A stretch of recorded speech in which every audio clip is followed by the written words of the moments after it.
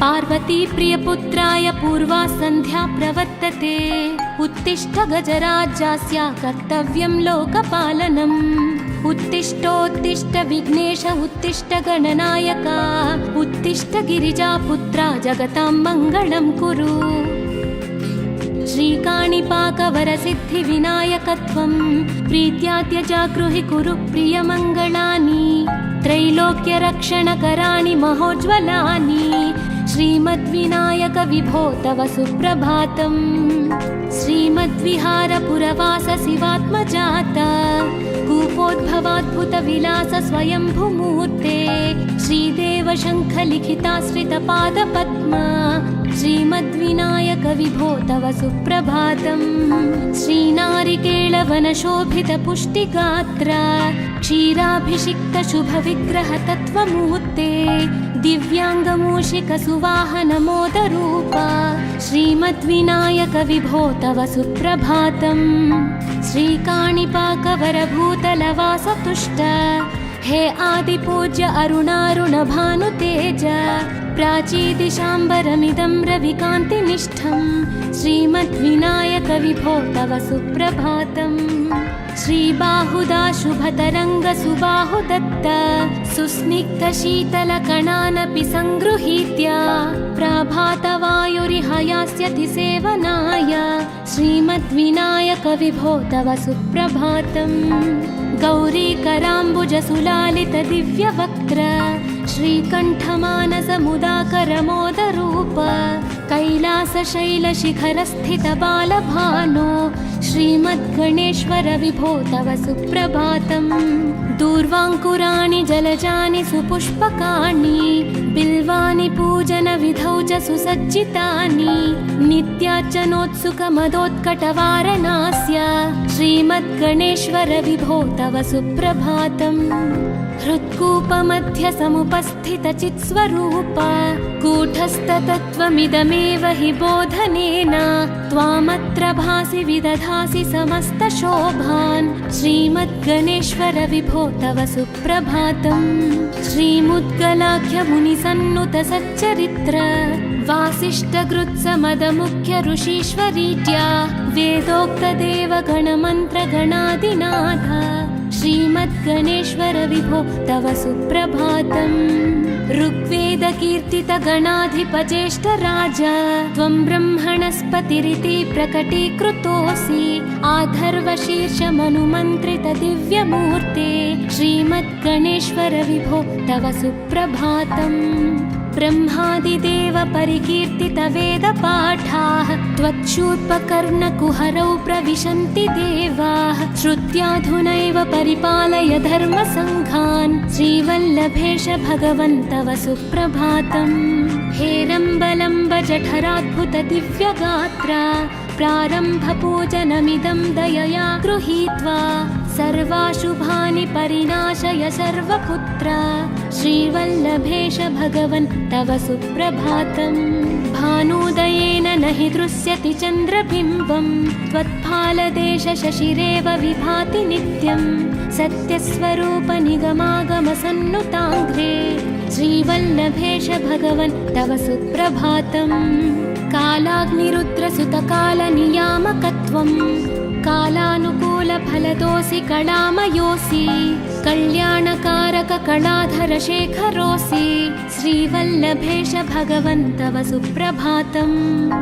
उग्रस्वरूप रिपुनाशक उग्रपुत्र सौम्योऽसि सोमविनुतोऽसि प्रशान्तरूप। सर्वेश सर्वफलकारक सर्वमूर्ते श्रीवल्लभेश भगवन् तव सुप्रभातम्। दारिद्र्यदुःखभयभञ्जन दक्ष स्वामिन् तारुण्य विग्रह धनादिफलप्रदायिन्। लावण्यमञ्जुलकलान्वितरञ्जितास्य हे विघ्ननाथ भगवन् तव सुप्रभातम्। गम्भीरतुष्टगणराजगकार पूज्य गान्धर्वगान परिवर्तितनादमूर्ते। गाङ्गेयगण्यगणिताधिककलास्वरूप श्रीमद्विनायक विभो तव सुप्रभातम्। मूलादिचक्रनिलयोच्युतयोगमूर्ते त्वामादिदेवमनुचिन्त्य तरन्ति भक्ताः। रागादिदोषपरिहारक वेदवेद्या हे विघ्ननाथ भगवन् तव सुप्रभातम् लक्ष्म्यादिशक्तियुत शक्ति गणेश्वरोऽसि दिव्याक्षरोऽसि शुभमन्त्र विराजितोऽसि तन्त्रादिभिर्नुतनतेष्टतवल्लभेश हे विघ्ननाथ भगवन् तव सुप्रभातम् नागोपवीतधरनाथ विनोदचित्त नागास्य नाशित महाघनतानुरक्त आनन्दतुन्दिलतनो बहिरान्तरस्थ हे विघ्ननाथ भगवन् तव सुप्रभातम् भद्रे भवक्त्र नवभद्रद भद्रतेज रुद्रप्रियात्मज मदद्रव शक्तियुक्त आद्रीशजा मधुरवत्सलता निधान हे विघ्ननाथ भगवन् तव सुप्रभातम् सर्वार्थसिद्धिफलदायक बुद्धिदायिन् विघ्नाद्रिवज्र परिपूज्य चतुर्थी काले भद्रं पदं दिशसि भक्तगणार्थितोऽसि हे विघ्ननाथ भगवन् तव सुप्रभातम् बालादिभव्य बहुरूपधरोऽसि देव चिन्तामणिस्त्वमसि सर्वफलप्रदोऽसि त्वन्नाम दिव्यमणिरस्ति जगद्धिताय हे विघ्ननाथ भगवन् तव सुप्रभातम्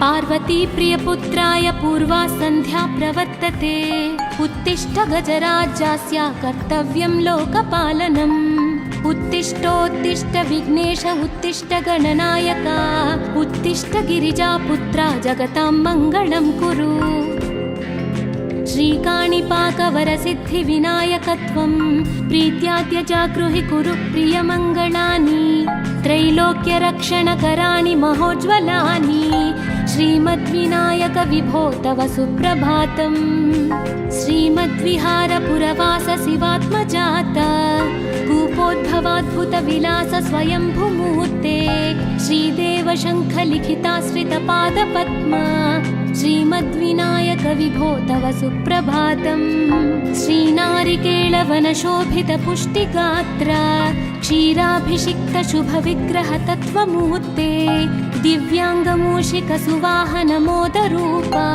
श्रीमद्विनायक विभो तव सुप्रभातम् श्रीकाणिपाकवरभूतलवासतुष्ट हे आदिपूज्य अरुणारुण भानुतेज प्राचीदिशाम्बरमिदं रविकान्तिनिष्ठं श्रीमद्विनायक विभो तव सुप्रभातम् श्रीबाहुदा शुभतरङ्ग सुबाहुदत्त सुस्निग्धशीतलकणानपि सङ्गृहीत्य प्रभातवायुरिहयास्यति सेवनाय श्रीमद्विनायक विभो तव सुप्रभातम् गौरीकराम्बुजसुलालित दिव्यवक्त्र श्रीकण्ठमानसमुदाकरमोदरूप कैलासशैलशिखरस्थित बालभानो श्रीमद्गणेश्वर विभो तव सुप्रभातम् दूर्वाङ्कुराणि जलजानि सुपुष्पकाणि बिल्वानि पूजनविधौ च सुसज्जितानि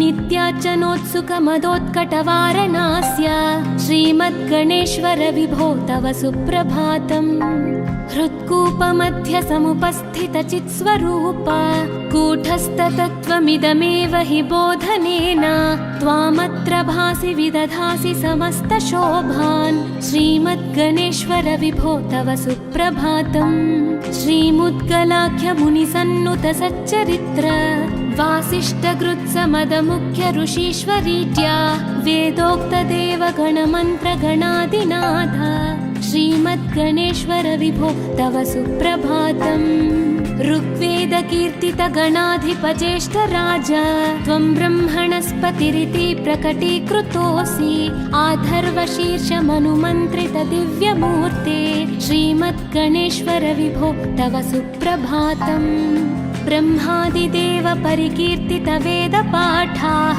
त्वच्छूर्पकर्णकुहरौ प्रविशन्ति देवाः श्रुत्याधुनैव परिपालय धर्मसङ्घान् श्रीवल्लभेश भगवन् तव सुप्रभातम् हेरम्बलम्ब जठराद्भुत दिव्यगात्रा प्रारम्भपूजनमिदं दयया गृहीत्वा सर्वाशुभानि परिनाशय सर्वपुत्रा श्रीवल्लभेश भगवन् तव सुप्रभातम् भानुदयेन न हि दृश्यति चन्द्रबिम्बं त्वत्फालदेश शशिरेव विभाति नित्यं सत्यस्वरूप निगमागमसन्नुताङ्घ्रे श्रीवल्लभेश भगवन् तव सुप्रभातम् कालाग्निरुद्रसुतकालनियामकत्वं कालानुकूलफलदोऽसि कलामयोऽसि कल्याणकारक कलाधर शेखरोऽसि श्रीवल्लभेश भगवन् तव सुप्रभातम्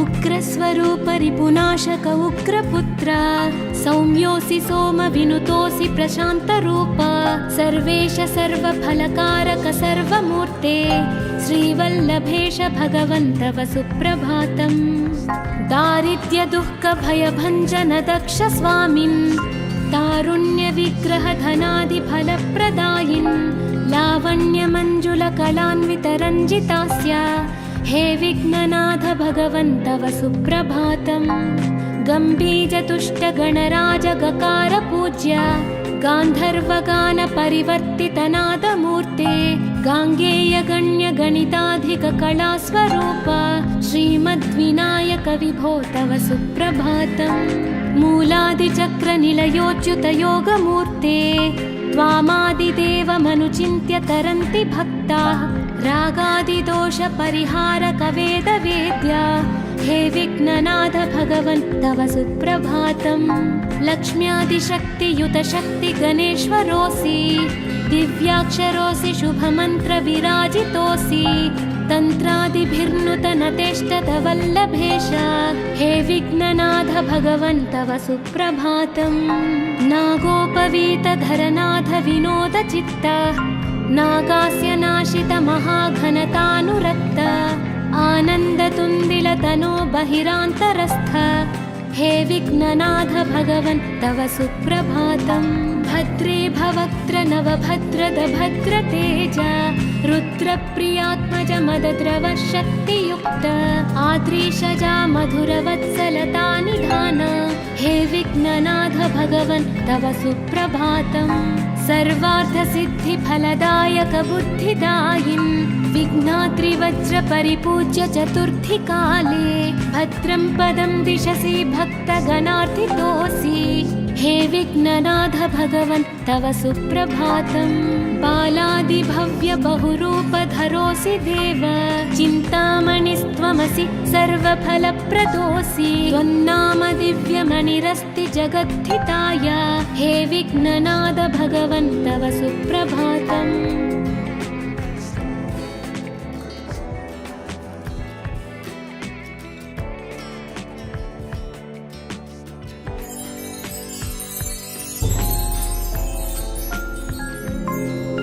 पार्वती प्रियपुत्राय पूर्वा सन्ध्या प्रवर्तते उत्तिष्ठ गजराज्यस्य कर्तव्यं लोकपालनम् उत्तिष्ठोत्तिष्ठ विघ्नेश उत्तिष्ठ गणनायक उत्तिष्ठ गिरिजापुत्रा जगतां मङ्गलं कुरु श्रीकाणिपाकवरसिद्धिविनायकत्वं प्रीत्याद्य जागृहि कुरु प्रियमङ्गलानि त्रैलोक्यरक्षणकराणि महोज्ज्वलानि श्रीमद्विनायक विभो तव सुप्रभातम् श्रीमद्विहारपुरवास शिवात्मजात कूपोद्भवाद्भुत विलास स्वयंभूमूर्ते श्रीदेव शङ्ख लिखिताश्रितपादपद्म श्रीमद्विनायक विभो तव सुप्रभातम् श्रीनारिकेळवनशोभित पुष्टिगात्र क्षीराभिषिक्त शुभविग्रह तत्त्वमूर्ते दिव्याङ्गमूषिक सुवाहन मोदरूप श्रीमद्विनायक विभो तव सुप्रभातम् श्रीकाणिपाकवरभूतलवासतुष्ट हे आदिपूज्य अरुणारुण भानुतेज प्राचीदिशाम्बरमिदं रविकान्तिनिष्ठं श्रीमद्विनायक विभो तव सुप्रभातम्। श्रीबाहुदा शुभतरङ्गसुबाहुदत्त सुस्निग्धशीतलकणानपि सङ्गृहीत्य प्रभातवायुरिह यास्यति सेवनाय श्रीमद्विनायक विभो तव सुप्रभातम्। गौरीकराम्बुजसुलालितदिव्यवक्त्र श्रीकण्ठमानसमुदाकरमोदरूप कैलासशैलशिखरस्थितबालभानो श्रीमद्गणेश्वर विभो तव सुप्रभातम्। दूर्वाङ्कुराणि जलजानि सुपुष्पकाणि बिल्वानि पूजनविधौ च सुसज्जितानि नित्यार्चनोत्सुकमदोत्कटवारणास्य श्रीमद्गणेश्वर विभो तव सुप्रभातम्। हृत्कूपमध्यसमुपस्थितचित्स्वरूप कूटस्थतत्त्वमिदमेव हि बोधनेन त्वामत्र भासि विदधासि समस्तशोभान् श्रीमद्गणेश्वर विभो तव सुप्रभातम्। श्रीमुद्गलाख्यमुनिसन्नुत सच्चरित्र वासिष्ठकृत्समदमुख्य ऋषीश्वरीत्या वेदोक्तदेवगणमन्त्रगणादिनाथ श्रीमद्गणेश्वर विभो तव सुप्रभातम्। ऋग्वेदकीर्तितगणाधिपचेष्टराज त्वं ब्रह्मणस्पतिरिति प्रकटीकृतोऽसि आधर्वशीर्षमनुमन्त्रितदिव्यमूर्ते श्रीमद्गणेश्वर विभो तव सुप्रभातम्। ब्रह्मादिदेव परिकीर्तितवेदपाठाः त्वच्छूर्पकर्णकुहरौ प्रविशन्ति देवाः श्रुत्याधुनैव परिपालय धर्मसङ्घान् श्रीवल्लभेश भगवन् तव सुप्रभातम्। हेरम्बलम्ब जठराद्भुत दिव्यगात्र प्रारम्भपूजनमिदं दयया गृहीत्वा सर्वाशुभानि परिणाशय सर्वपुत्र श्रीवल्लभेश भगवन् तव सुप्रभातम्। भानोदयेन न हि दृश्यति चन्द्रबिम्बं त्वत्फालदेश शशिरेव विभाति नित्यं सत्यस्वरूप निगमागमसन्नुताङ्घ्रे श्रीवल्लभेश भगवन् तव सुप्रभातम्। कालाग्निरुद्रसुतकालनियामकत्वम् कालानुकूलफलदोऽसि कलामयोऽसि कल्याणकारक कलाधरशेखरोऽसि श्रीवल्लभेश भगवन् तव सुप्रभातम्। उग्रस्वरूप रिपुनाशक उग्रपुत्र सौम्योऽसि सोमविनुतोऽसि प्रशान्तरूप सर्वेश सर्वफलकारक सर्वमूर्ते श्रीवल्लभेश भगवन् तव सुप्रभातम्। दारिद्र्यदुःखभयभञ्जन दक्ष स्वामिन् तारुण्यविग्रहधनादिफलप्रदायिन् लावण्यमञ्जुलकलान्वितरञ्जितास्य हे विघ्ननाथ भगवन् तव सुप्रभातम्। गम्भीजतुष्टगणराजगकार पूज्य गान्धर्वगानपरिवर्तितनादमूर्ते गाङ्गेयगण्यगणिताधिककलास्वरूप श्रीमद्विनायक विभो तव सुप्रभातम्। मूलादिचक्रनिलयोच्युतयोगमूर्ते त्वामादिदेवमनुचिन्त्य तरन्ति भक्ताः रागादिदोषपरिहारकवेदवेद्या हे विघ्ननाथ भगवन् तव सुप्रभातम्। लक्ष्म्यादिशक्तियुतशक्तिगणेश्वरोऽसि दिव्याक्षरोऽसि शुभमन्त्रविराजितोऽसि तन्त्रादिभिर्नुतनतेष्टतवल्लभेश हे विघ्ननाथ भगवन् तव सुप्रभातम्। नागोपवीतधरनाथ विनोदचित्त नागास्य नाशित महाघनतानुरक्त आनन्दतुन्दिलतनो बहिरान्तरस्थ हे विघ्ननाथ भगवन् तव सुप्रभातम्। भद्रे भवक्त्र नवभद्रद भद्रतेज रुद्रप्रियात्मज मदद्रवशक्तियुक्त आद्रीशजा मधुरवत्सलतानिधान हे विघ्ननाथ भगवन् तव सुप्रभातम्। सर्वार्थसिद्धिफलदायक बुद्धिदायिन् विघ्नात्रिवज्रपरिपूज्य चतुर्थीकाले भद्रं पदं दिशसि भक्तगणार्थितोऽसि हे विघ्ननाथ भगवन् तव सुप्रभातम् बालादिभव्य बहुरूपधरोऽसि देव चिन्तामणिस्त्वमसि सर्वफलप्रदोऽसि त्वन्नाम दिव्यमणिरस्ति जगद्धिताय हे विघ्ननाथ भगवन् तव सुप्रभातम्